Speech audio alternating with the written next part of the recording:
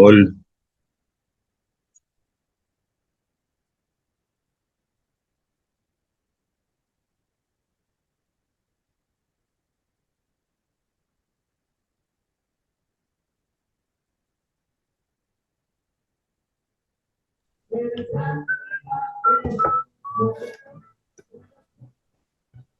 muy bien, muy bien.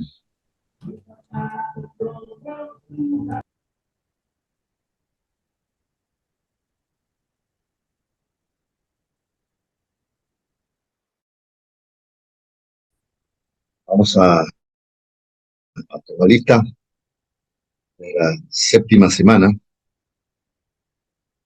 Así que solamente nos queda una clase más luego y ahí concluimos, terminamos con esta materia. Qué bueno, gracias a Dios que todos han permanecido.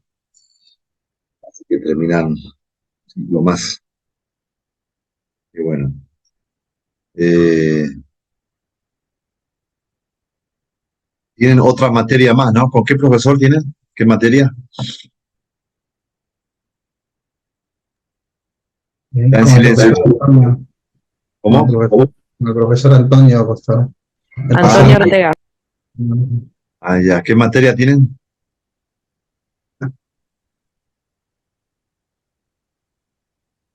el estudio de Dios. Ah, teología. Estudio de Dios. También terminan con él, ¿no? Esta semana terminan. Esta semana se acaba todo, ¿no? La otra. Esta. En esta. Su micro hermano Javier está en silencio. Está en silencio. Pastor, una clase ahí pendiente por la asamblea que se llevó. Ah, también les queda. Así que van a ser una semana más. Sí, Ah, bueno, nosotros con el viernes ya terminamos, entonces. Porque no puedo la otra semana. Bien. Entonces vamos con la lista. A ver, hermano Javier, Feliciano, aquí está. presente, pastor, presente. Julio César Cristóbal. Presente, Pastor. Bien, bien. Gabriela Zulinfón.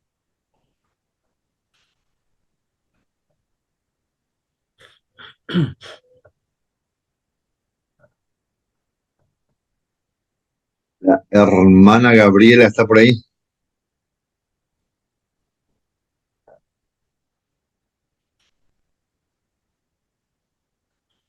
Sol, Micaela Melgarejo. Presente, pastor. Buenas noches. Noche, hermana. Adrián Gustavo. Presente, pastor.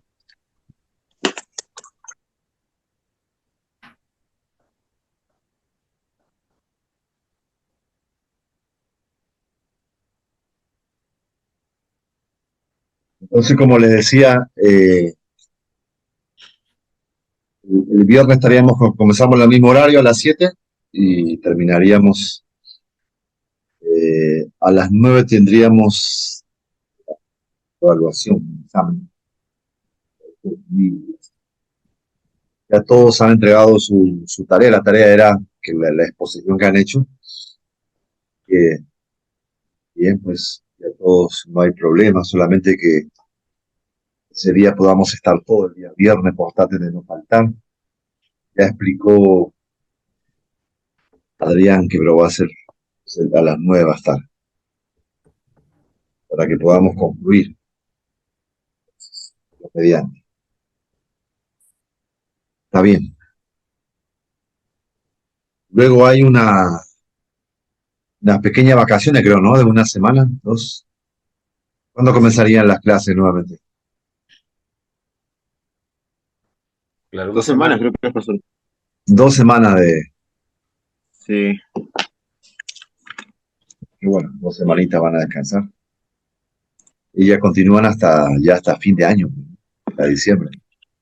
Ahí tuve, más o menos nos mostró ahora, vamos a terminamos por ahí un poquito antes. Hoy tenemos al final una reunión, ¿no? Con el pastor Timoteo y los profesores para ver siguiente ciclo, la continuidad de todo esto. Bien. Estaba pensando después que cortamos, también hay algo importante para nosotros que surgió eh, a través de la pandemia. A ver, ¿qué cosa? No todo ha sido malo. Las iglesias en las casas. Sí, eso habíamos dicho, ¿no? A ver, otra cosa que surgió.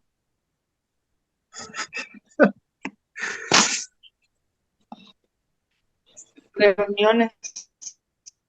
¿Cómo? ¿Qué dice La, Sunifo?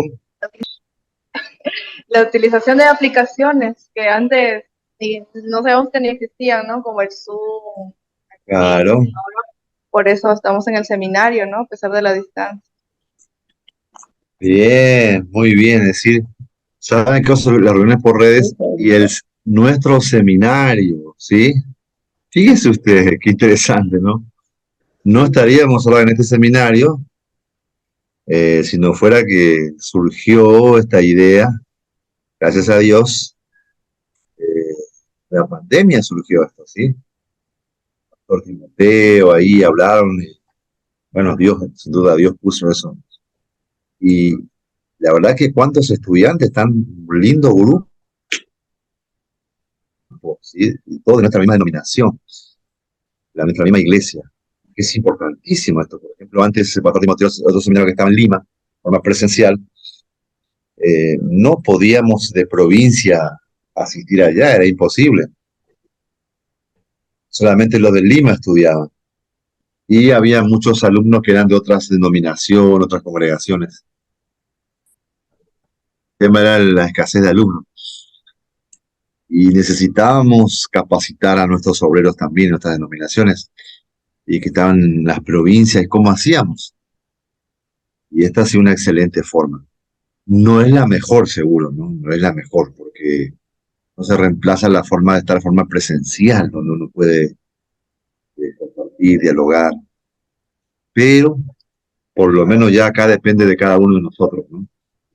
Así como se hacían las clases de los niños por redes, a la mamá no le gustaban porque es mucha tarea, era mucho trabajo en la casa. Las profesoras tenían menos trabajo, pero las mamás, los niños tenían mucho trabajo en la casa. Pero esto también depende de nosotros. Si nosotros tenemos empeño en la forma personal, y averiguamos, investigamos, buscamos, depende de nosotros. Podemos también crecer y aprovechar muy bien, ¿sí? Depende también de nosotros. Bien. Continuamos entonces.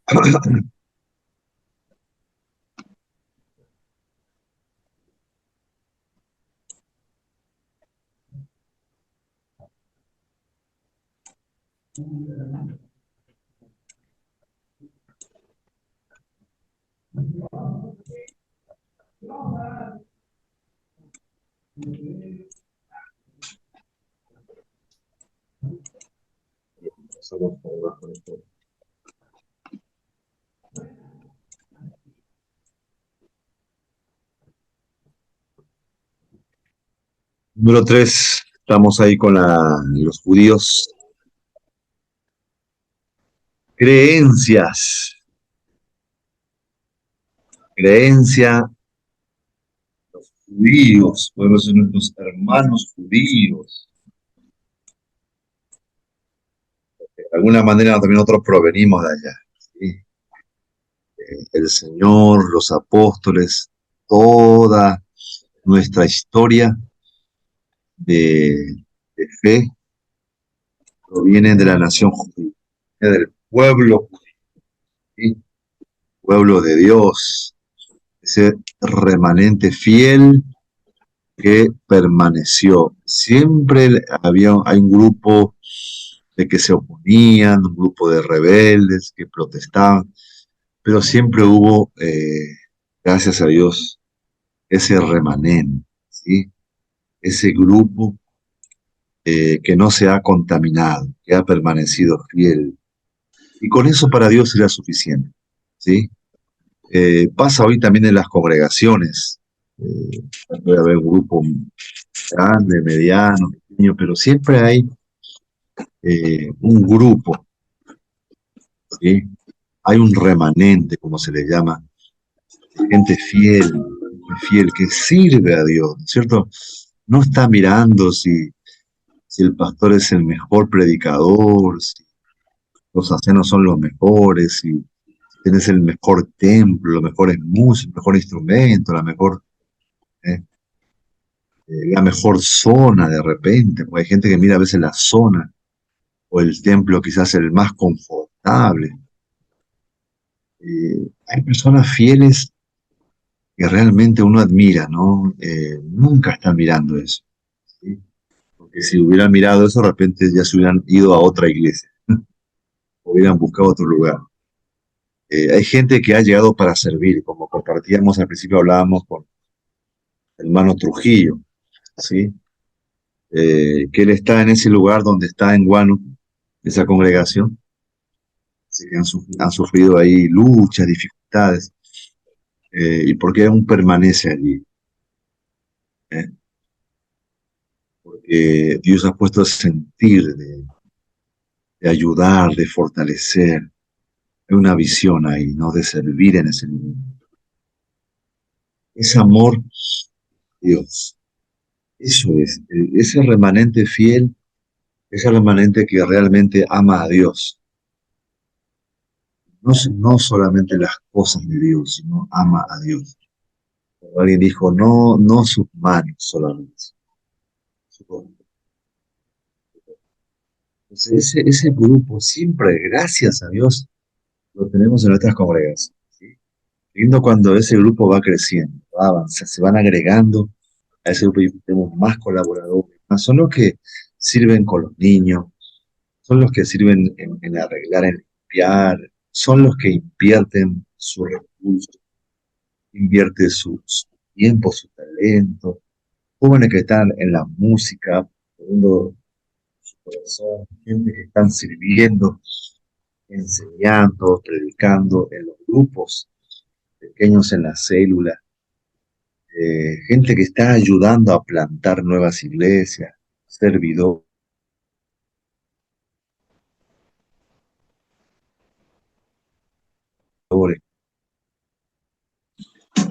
colaboradores. ¿Eh? Y no es que les sobren el tiempo, o no, y agradecemos a Dios por ese remanente. En el pueblo de Israel pasaba lo mismo, ¿sí? Eso es lo que Jesús estaba explicando en Juan cuando los judíos venían a pelear, a discutirle. Y Dios, y nosotros somos hijos de Abraham. Jesús le dice, ustedes son hijos del diablo porque me quieren matar. Y él le decía, si Dios quiere, Él puede levantar hijos de Abraham de esta piedra. Si ustedes no son hijos de fe. Esos son los que persiguen a los profetas. Entonces, cuando hablamos del pueblo de Dios, uno habla por la mayoría, ¿no? Pero en realidad, el Señor puede continuar su proyecto. Interesante eso, continuar su plan, su proyecto, eh, no con todos aquellos que se han contaminado, que se han alejado, que han perdido la visión, que se apartaron, sino con ese grupo, es una minoría de fieles. Que alrededor de ellos hay otros que lo siguen a ellos, que lo miran a ellos, y que están ahí quizás por ese remanente, ese grupo fiel, que no se contaminó, como en el Apocalipsis, ¿sí? Estos fieles que no se contaminaron, que son como los nazareos, me hablaba, ¿no? Que no se contaminaba, que una vida consagrada. Por eso ese significaba cuando Dios elegía, ungía a los levitas, a los sacerdotes, a los reyes, veían que era gente que estaban consagrada, estaban apartados para servir a Dios. Ellos, significaba que a partir de ese momento, ellos tenían que vivir para Dios. No había otra cosa más importante para ellos que servir a Dios. existían para el servicio de Dios. Y ese es el llamado hoy a toda la congregación. En realidad el llamado es para todos. Pasa siempre, no todos responden, ¿sí? La mayoría son la gente que van y participan solamente.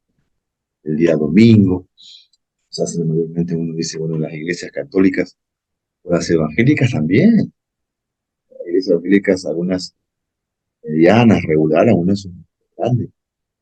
Y cuando son más grandes, más cantidad de personas que solamente son asistentes, ¿sí? Que asisten, que les gustan. A veces, igual donde hay muy linda música, muy linda alabanza, un buen ambiente.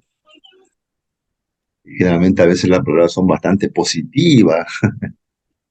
Algunos predicadores son muy positivistas. Está pensando cómo siempre estar incentivando, motivando la congregación. No piensas si hay profundidad, si hay palabra, doctrina, si hay mucha motivación. Y la gente está alrededor. Apática. Pero a pesar de esos lugares también, hay gente muy consagrada.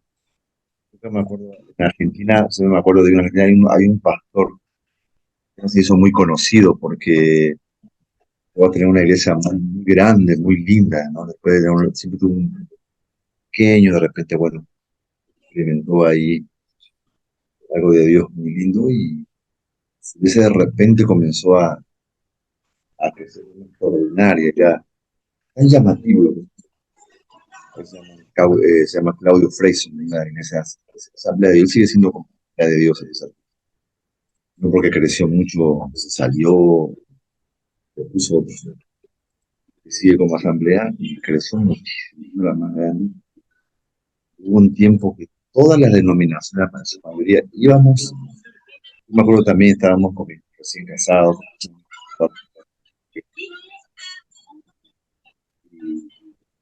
y viajamos para ir a ver, si todo el mundo lo llamaba, no sé, había algo que nos atraía y ver lo que estaba sucediendo ahí. De una manera como participar un poco, recibir un poco de lo que estaba sucediendo.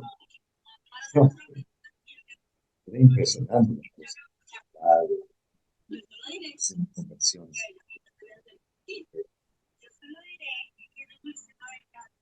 Entonces me acuerdo que la esposa de un pastor que conversaba, ¿no? Después de un tiempo, ella decía, no es tanto por él, dice, yo he conocido gente que está cerca de él, eh, hay un grupo, hay un remanente que lo rodea y que lo cerca y que lo ayuda, totalmente consagrada, gente como los valientes de David, que tenían como rostro, gente, una espiritualidad, una vida santa, sana, llena de Dios, impresionante, gente de oración, de ayuno, de sacrificio, de entrega impresionante. Y esta gente lo rodea, dice, ¿cómo no va? Uno dice, mira al pastor, ¿no? Pero gente que Dios, ¿cómo David se gusta? Bueno, también tenía los suyos seguro. Luego se le juntó, así como a David, luego se le juntó a esa gente, son valientes, y lo ayudaron a conquistar todo el reino. Bien, queríamos mencionar lo valioso de la instancia y que no nos desanimemos aquellos que están, así como el hermano que a veces uno ve lucha en la congregación, pero Dios va a levantar, lo debe haber allí, ¿no? Gente muy fiel, gente muy consagrada. Yo me acuerdo en Argentina, un pastor joven, estaba pasando por un tiempo de pruebas, de luchas. Y pareciera como que los hermanos no entendían lo que uno estaba pasando, cada uno en lo suyo. Y nunca me olvido, hubo una experiencia que me impactó muchísimo. Fue la de un joven muy consagrado, se llama Sergio Cayo, era de Bolivia. Como desde que se convirtió ha sido siempre, ¿no? Muy consagrado, muy fiel, muy servidor a Dios, tremendo, en todo, en la alabanza, en la enseñanza, lleno de dones, de talento. y yo estaba pasando por esa situación.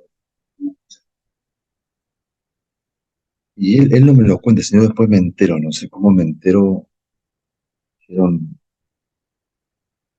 muy cercano a él, de que este joven sabía lo que yo estaba pasando y me entendió completamente. Y había hecho 3 días, escuchará, 3 días de ayuno y oración por mi vida, por mi ministerio, mi familia. Qué impactante. Cómo me sacudió, el Señor me renació, me llenó de fe. ¿Sabes?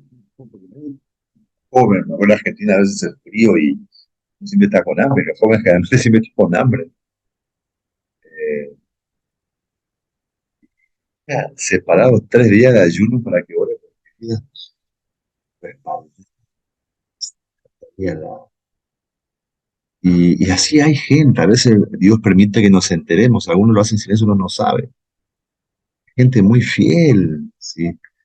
Respaldando el ministerio. La gente hace un sacrificio a veces en apoyar económicamente. Gente que sacrifica mucho de su tiempo, de sus recursos, para que esa congregación se levante. Siempre hay gente dispuesta a sacrificar. Eso hace que las cosas funcionen. Y damos gracias a Dios por esa gente. Damos. Muy bien. Las creencias, eso es lo que creemos nosotros. La creencia. La religión judía es monoteísta, cree en un solo Dios. Deuteronomio 6:4, Dios Jehová uno es. La doctrina de la Trinidad en el Antiguo Testamento, acá menciona, ¿no? La Trinidad es una pluralidad que surge del nombre plural Elohim. Dios significa el fuerte. Es un plural intenso, Génesis 1:26. Aunque no se expresa la Trinidad, eh, prepara ese concepto para su revelación en el Nuevo Testamento. Es decir, ¿se acuerdan ahí en Génesis 1:26 cuando Dios va a crear al hombre, cómo dice? ¿Hay quién puede participar ahí? A ver, una de las chicas que no participó hoy, todavía una de las chicas, Zulín, Sol o hermano Julio. ¿Cuál es la expresión que usa Dios cuando habla allí en 1:26 en cuanto a la creación del hombre?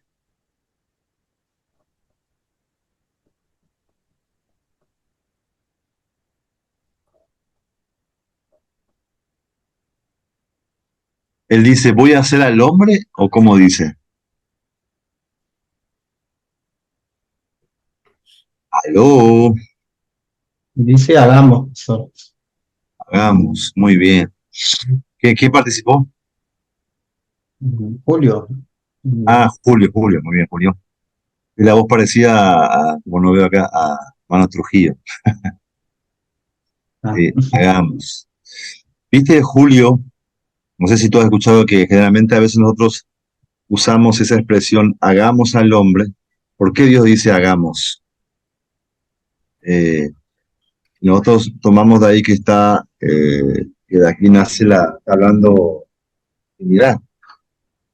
mm.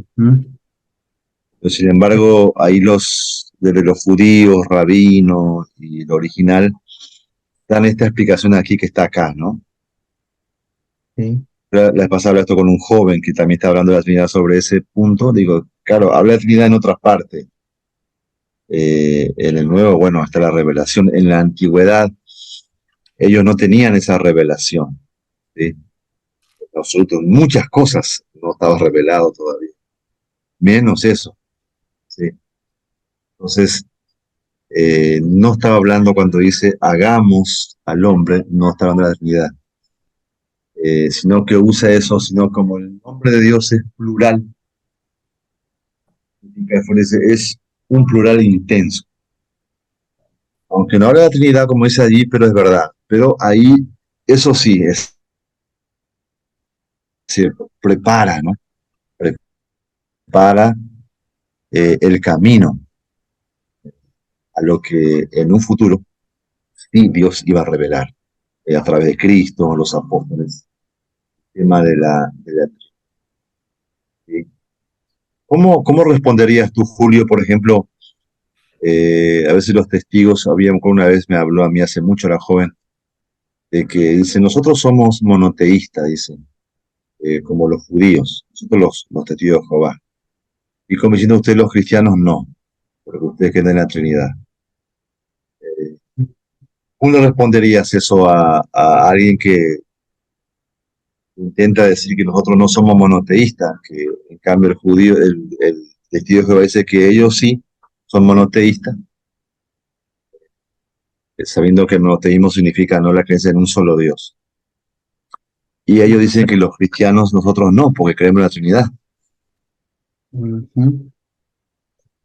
Bueno, definitivamente la palabra Trinidad, claro, no existe, no está en la Biblia, el Amén. concepto, pero en la Biblia podemos encontrar la manifestación de las tres personas trabajando juntas, buscando un mismo objetivo y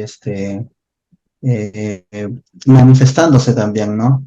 Pero ya si definitivamente eso no los convence, es porque la idea que ellos tienen, eh, o sea, en realidad Dios se revela a nosotros de la manera en cómo nosotros lo podemos entender, pero nuestra mente no puede interpretar la naturaleza divina de Dios.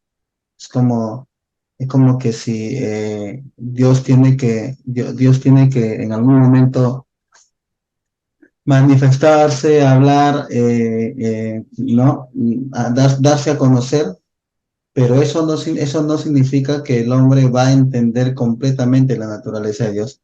Por eso es que, o sea, por eso es que tal vez la Trinidad es un misterio en realidad. Es un misterio que se va conociendo a través de la escritura, pero que con nuestra mentalidad no lo vamos a poder hacer, no lo vamos a poder entender, ¿no? Ellos no pueden entender, o sea, eh, a Dios en tres personas, ¿no? No lo pueden entender. Más todavía cuando en la revelación de Jesucristo no pueden entender que Jesucristo sea Dios, ¿no? O que Jesucristo sea eterno. O sea, entonces, eso tampoco, mucho menos el Espíritu Santo. Entonces, hay varios textos para poder darles a entender de cómo es que Dios o cómo es que la Trinidad se manifiesta en la Escritura, pero mucho también depende de ellos, pues si no quieren abrir ya su entendimiento para eso y le quieren dar un parámetro natural, un entendimiento natural a la naturaleza de Dios, no se va a poder interpretar. Eh, Así es, Julio, exactamente.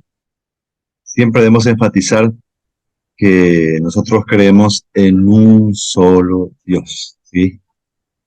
Como dices bien, manifestado en tres personas, Padre, Hijo, Espíritu Santo, pero los tres son uno, ¿sí? No hay división entre ellos, ¿sí? Es tal la unidad, la armonía, que ellos, los tres, forman uno solo. Por eso es que nosotros jamás vamos a aceptar de que creemos fuéramos politeístas, creemos en muchos dioses, ¿no? Nosotros somos monoteístas, ¿sí? Igual como así los judíos, monoteístas. Eh, Obviamente que como hablábamos, la revelación no ha llegado a ello al comienzo, ¿sí? Y eso a través de Cristo se fue abriendo más, ¿sí? El panorama. Y muchas cosas nos fue dado, como dice el apóstol San Pablo, ¿no? Las cosas que estaban veladas al pueblo mismo de Dios, era un pueblo elegido por Dios, santificado, pero a ellos no les fue revelado lo que Dios reveló, ¿no? A estos grandes apóstoles y a la iglesia gentil, la iglesia de Cristo. Por eso se habla de la gracia, ¿no? La gracia de Dios, claro, sin nosotros merecerlo. eh, Dios nos ha revelado tantas cosas. Impresionante. eh, Dios tuvo en su agrado revelarnos, darnos a conocer lo que era un misterio, estaba escondido. Bien, así es. Eh, por supuesto que yo también tenía un concepto de Mesías. Para los judíos, ellos hablan del Mesías. Para ellos todavía en su mayoría, ¿no? Porque hay muchos judíos mesiánicos que sí creen en Jesús como el Mesías, pero en su mayoría ellos siguen esperando al Mesías. No han aceptado a Cristo hasta que Cristo se les revele. Bien. El Mesías sería aquel que pondría fin al largo reinado del pecado, estableciendo eternamente la justicia. Pastor, con Sí, respecto a eso, a la idea del Mesías, en qué momento el pueblo de Israel, o sea, dentro dentro no de sus enseñanzas o de sus creencias, en qué momento ellos añaden el tema del Mesías? Eh, es cierto, ya cuando ellos entran bajo el dominio de los otros reinos, o cuál es la idea, o en todo caso, ¿cuándo nace la idea del Mesías o la esperanza de un Mesías en los israelitas, en los judíos? bien, bien. ¿Sabe cuándo comienza la idea de un Mesías? Ellos tenían la visión desde el comienzo, desde el Génesis, desde que ellos pecaron. ¿Recuerda cuando Dios dice a la mujer, le dice, ¿no? De su simiente va a nacer alguien, y tú le vas a salir al calcañar, pero él te va a pisar la cabeza. Entonces ahí, ese es un mensaje mesiánico, profético, donde está presentando ya al Mesías. Entonces ellos desde un comienzo ya hablaban de alguien que iba a venir, un Mesías. O Y sea, después, oh, sí, ellos siempre tuvieron en todo caso la idea, bueno, cuando Dios habla eso a Eva, ¿no? Y le da esa promesa de que vendría, ¿no? Vendría un rey, ¿no? Que pisaría. Está hablando de un Mesías, de alguien que nos va a redimir del pecado, pues, ¿no? O sea, claro, esa es la intención. Y eso estaba en la Torah, obviamente, ¿no? Porque estaba en Génesis.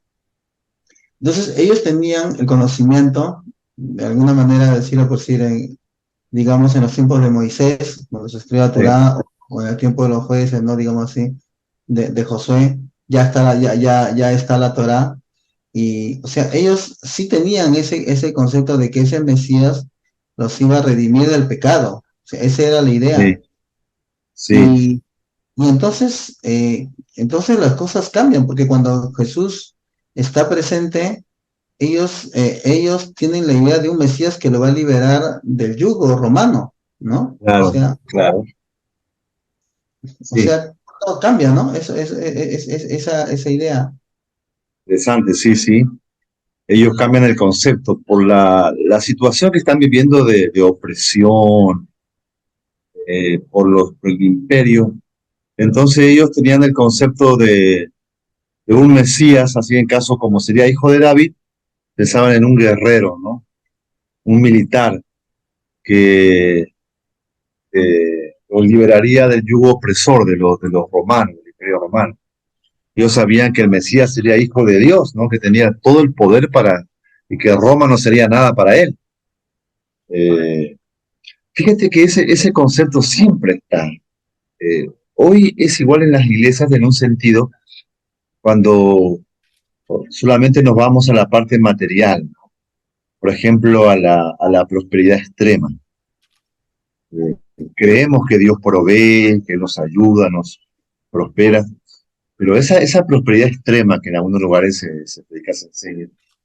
Entonces, eso es muy parecido a los judíos cuando solamente esperaban que Jesús los liberara físicamente de Roma y no entendían que la verdadera, la esclavitud real del hombre es el pecado, ¿no?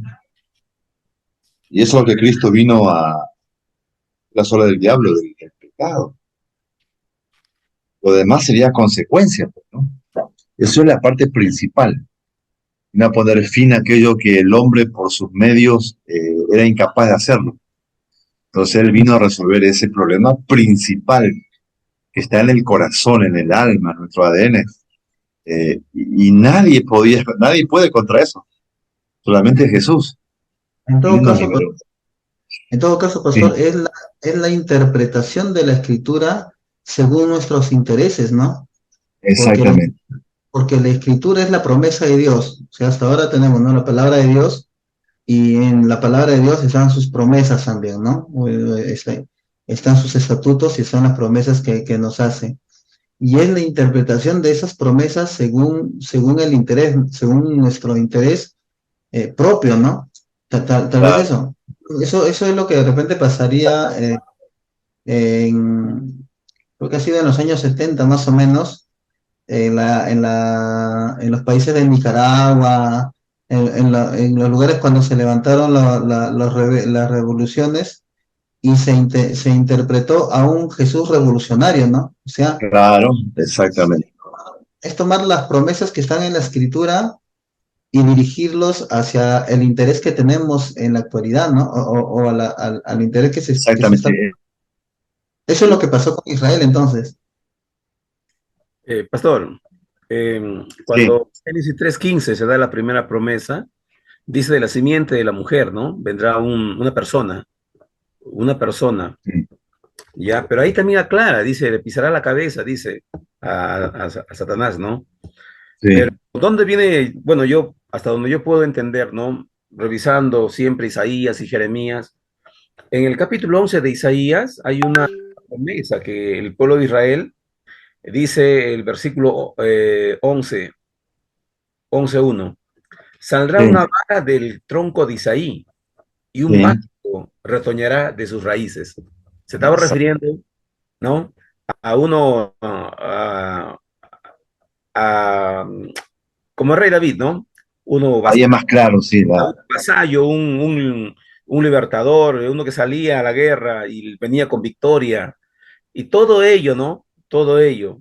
Y hay profecías así, mesiánicas, pero sí, el judío lo entiende de una forma, porque ese tiempo estaba pasando, pues Roma estaba, gobernaba todo ese territorio.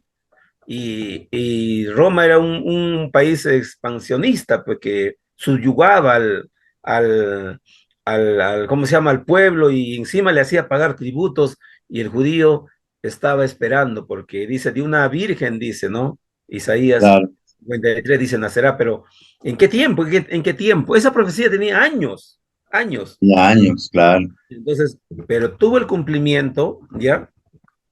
Por eso que Herodes dice, ¿no? Manda a buscar a los sacerdotes, busquen la profecía, revisen, revisen. Claro. Sí, Entonces, de ahí se empieza, ¿no? Pero ¿cómo se llama? Grande cuando dice, ¿no? Que la piedra que desecharon los edificadores ha venido a ser tropiezo, dice. así Se está es. refiriendo para el pueblo judío, se está refiriendo para el pueblo. Y así no creyeron en Jesús como su Mesías, ¿no? Por eso el Sí, Señor Jesús dijo ya a los suyos vino, a los suyos no le recibieron. sí, sí, Y, sí es. y las cartas paulinas aclaran mucho más claro ya. Entonces el Señor, como no le recibió su pueblo, entonces se buscó una Exacto. novia, la novia. Pero viendo todo eso, pastor, aún en la gran tribulación, el pueblo judío no va a creer a Jesucristo hasta después de los años y medio, cuando el anticristo se levanta y se hace Dios. Entonces, en ese momento, eh, viendo lo escatológico, yo creo que en ese momento el pueblo de Israel va a decir, no, porque ya se había dicho, ¿no? Pedro en su mensaje dice, a aquel que crucificaron, al santo que crucificaron, Sí, sí, al Salvador. así es. Pero el pueblo de Israel en ese momento se va a convertir. Sí, así es. Fíjense que la dureza de corazón siempre ese ha sido el problema. Eh, la dureza de corazón viene a veces por causa, como decíamos, de las circunstancias que uno vive, mucho sufrimiento. Otras veces es también por el mucho conocimiento, ¿sí?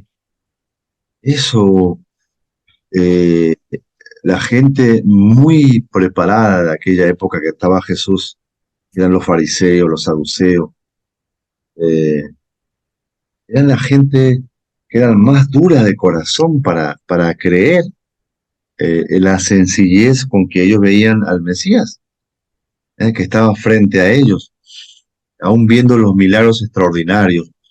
Ellos les costaba creer porque ellos de repente esperaban que sea alguien, si el Mesías, ¿no? Tan profetizado, tan esperado, ellos obviamente esperaban que fueran alguien de la sociedad, así como ellos, ¿no? El Sanedrín, entre los fariseos, entre los saduceos. No imaginaban para nada, el Señor Dios los confundió totalmente, el nacimiento en un pesebre, el hijo de un carpintero, sus seguidores que eran gente humilde, pobre gente, pueblo. Entonces, ese es un problema que pasa hoy y es exactamente igual.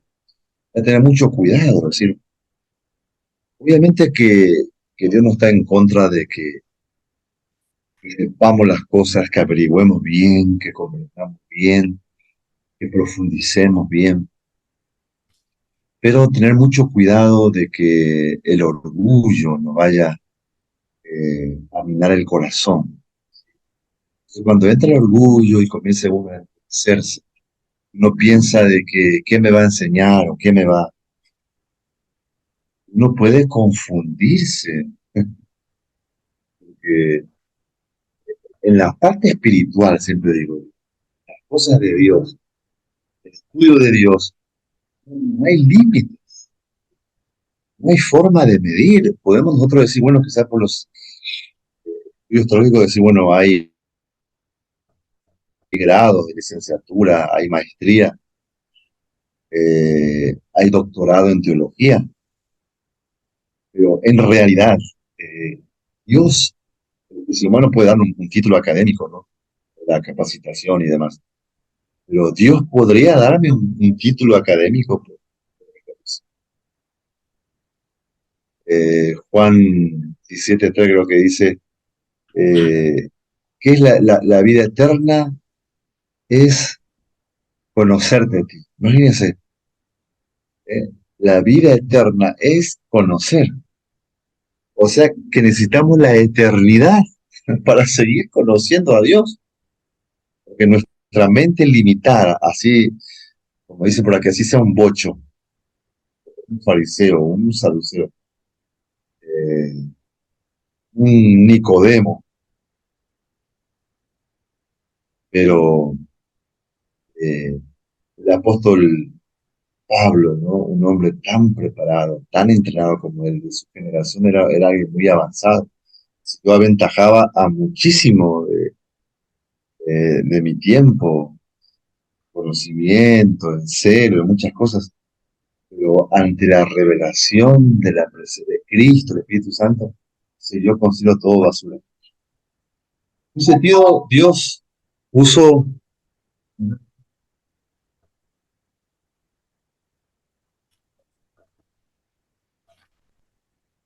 Pastor, sí, acá en el libro de Juan, el un capítulo 9, segundito,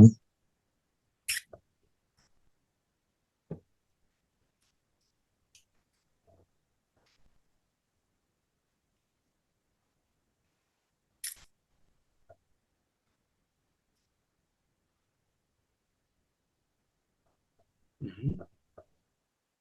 Sí, Ya, quería, ¿cómo se llama? Versículo 19, 20, dice, escribió también Pilato un título que puso sobre la cruz, el cual decía, Jesús Nazareno, Rey de los Judíos. Y muchos de los judíos leyendo este título, porque el lugar donde Jesús fue crucificado estaba cerca de la ciudad, y el título estaba escrito en hebreo, dice, en griego y en latín. Dijeron sí, a Pilato los principales sacerdotes de los judíos, no escribas, rey de los judíos, sino que él dijo, yo soy el rey de los judíos. Hasta ese extremo habían llegado, mira, sí, hasta ese extremo habían llegado, ¿no? No sé si es celo religioso o de repente necedad, no sé, de veras, porque eran gente muy preparada. Cuando Pablo dice fariseo de fariseo, enseñado bajo los pies de Gamaliel, era sí, hombre que conocían tremendamente. ¿Quién le podía ganar a un fariseo? sí, Todo con nadie. escritos, ¿no? Pero también veo cómo a Nicodemo se acerca a Jesús y muy, muy neófito, muy vago su pregunta, ¿no? ¿Cómo le hace, cómo puedo Sí, meterme al vientre de mi madre y nacer de nuevo? Tanto era la ignorancia en el aspecto espiritual que podían tener toda la Torá, todo podían tenerla hasta de memoria de repente, pero para poder entender, no podían. no podía. Sí, Pastor, el tema también sería un tema político en todo caso. Los saduceos, que eran la plana sumo sacerdotal de ahí, la parte más aristocrática, y la parte que obviamente estaba en acuerdo con Roma y con Herodes, ¿no? Con esa parte aristocrática por los mismos, ¿no? Su misma posición económica en la que estaban les convenía sí, en todo caso a ellos tener, por lo menos a los saduceos, estar en esas condiciones, ¿no? Contra ellos no era, por decir, el padecimiento, porque ellos gozaban de riquezas. Eh, Podemos comprender también de que tal vez era un poco, en todo caso, el juicio que se le hace a Jesús. eh, o sea, ese es el enfoque que le dan a Pilatos, pero para darle un enfoque a los judíos, al pueblo no le podían dar eso, le tenían que interpretar de otra manera. Por eso es que cuando Jesús dice, ¿no? Le preguntan, ¿tú eres hijo de Dios?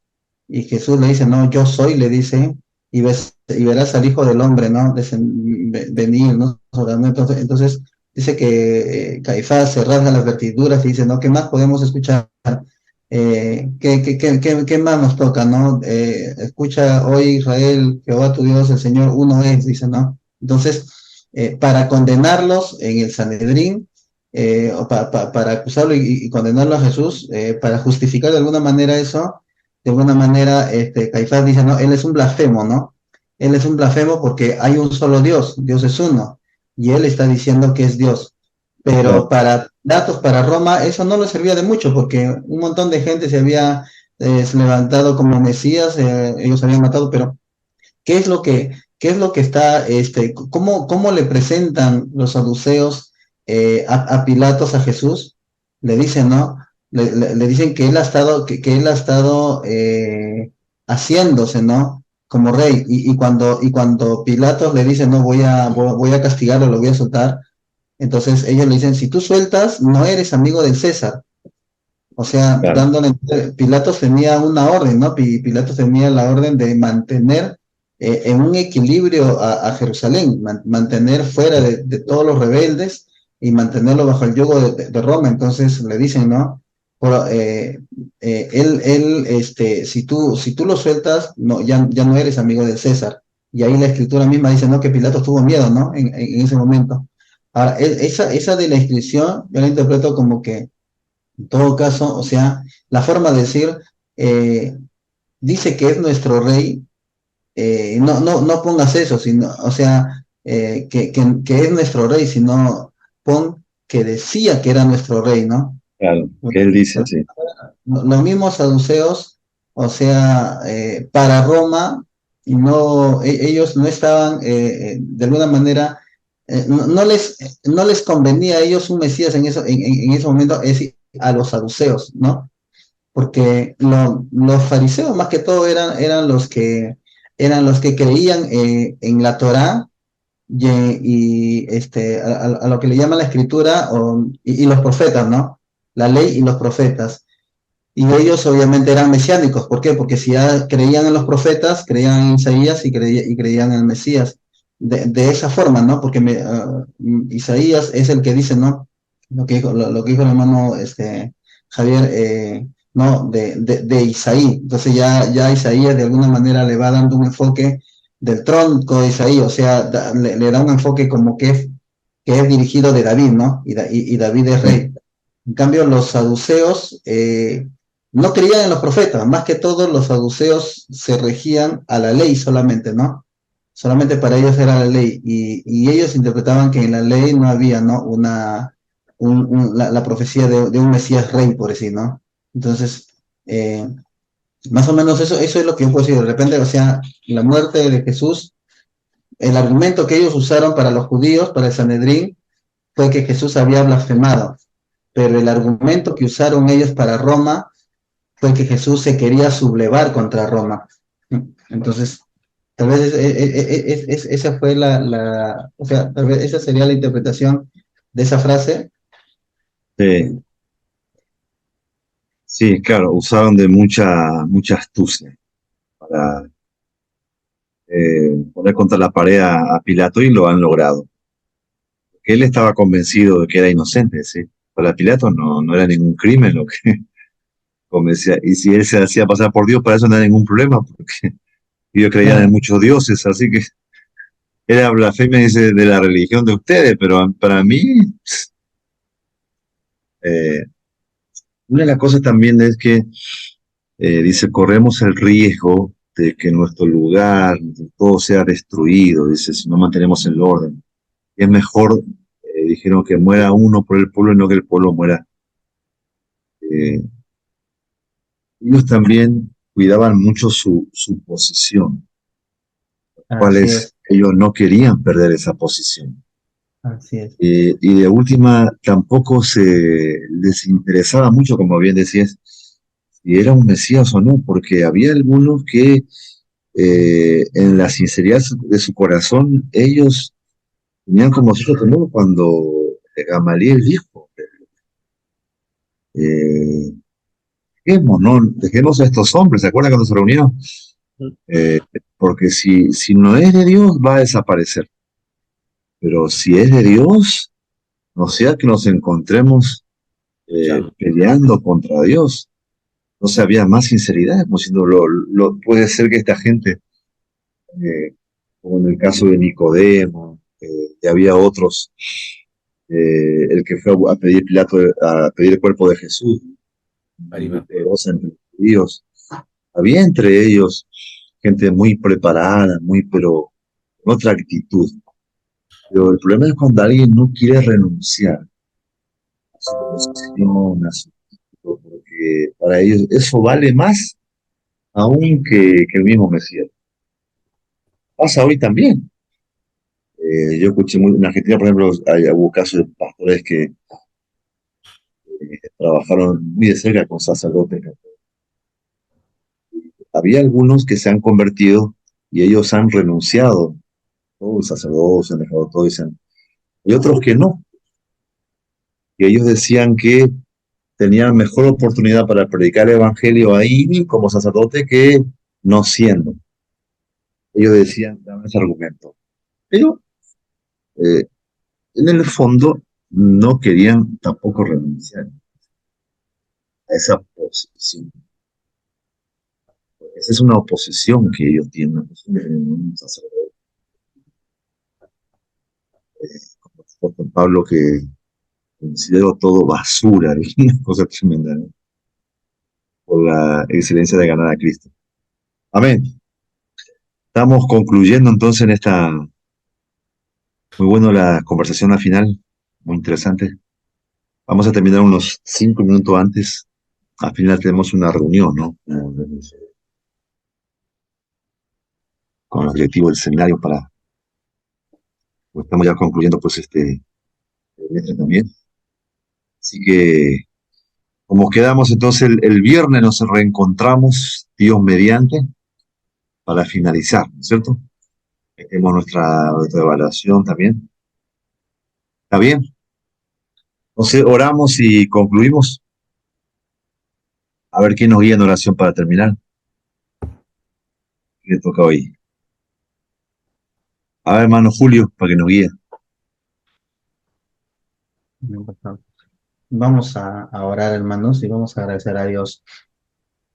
Amado Dios, gracias por permitirnos nuevamente, Señor, poder concluir un curso más, Señor, en ese seminario. Gracias, Padre Santo, por todo lo que tú estás haciendo en nuestras vidas, por esta oportunidad, como dijo tu siervo, Señor, pastor, desde esta clase, que tal vez en medio de la adversidad que pasó esta pandemia, logramos algo, Señor. Se logró algo, se logró formar este curso virtual, este seminario virtual, vía Zoom, Señor, vía virtual, y se ha extendido, a que tal vez no sea solamente presencial, no solamente sea en un lugar, sino que se abra las puertas para que de diferentes partes de Perú podamos, Señor, estar en clases. Así que a veces todo lo adverso, tu palabra dice, Señor, que a los que creen en ti, todas las cosas le ayudan a bien. Y así es una gran bendición, Señor, poder ser parte de ese seminario. Gracias por habernos permitido concluir ese curso, y sigue bendiciendo, Señor, sigue poniendo esa sabiduría, ese talento, Señor, también en los profesores, para que puedan llegar al público, y en nosotros, Señor, sigue poniendo ese interés. Sé que hay muchas dificultades, Señor, por las que lo vamos a pasar, pero tu palabra dice que tú pones tanto el querer como el hacer. Así es que, Señor, gracias, porque hasta aquí tú nos estás ayudando. Señor, en el nombre de Jesús, nada más, Señor, agradecerte por todo lo que tú haces en nuestras vidas. En el nombre de Jesús. Amén. Amén. Muy bien, gracias, hermano. Amén, amén. Así que estamos saludando entonces con la paz. Shalom, para que descansen. Bendiciones, estamos viendo. Bendiciones, bendiciones. Hasta mañana.